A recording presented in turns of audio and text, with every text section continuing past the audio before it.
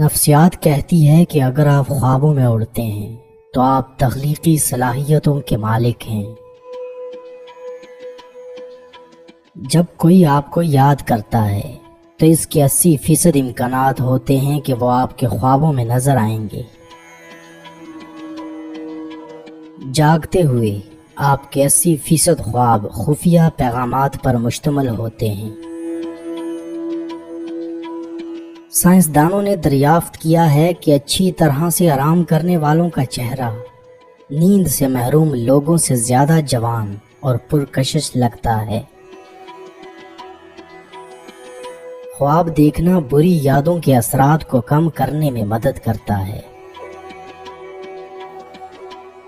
جو لوگ تیز رفتاری سے چلتے ہیں وہ عام طور پر سست رفتاری سے چلنے والوں کے مقابلے میں زیادہ پر اعتماد اور خوش نظر آتے ہیں۔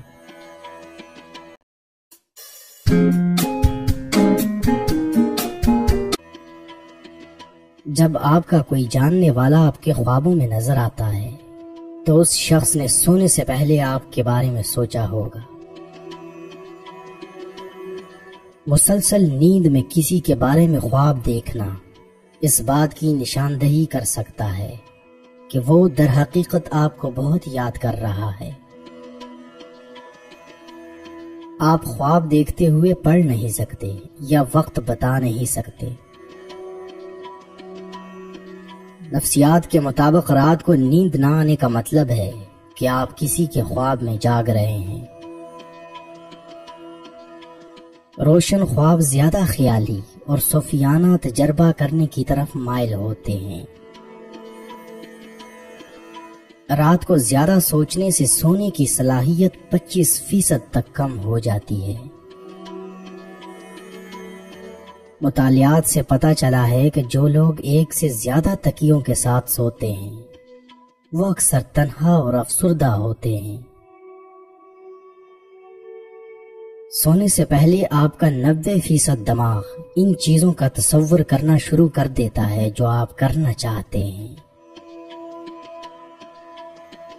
خواب ہماری شعوری سوچ سے زیادہ وزن اور معنی رکھتے ہیں۔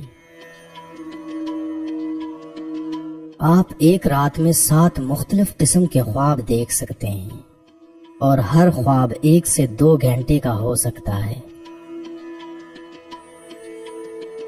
خواب چھپے ہوئے احساسات اور جذبات کو ظاہر کرتے ہیں کیونکہ یہ لاشعوری ذہن کی عکاسی کرتے ہیں۔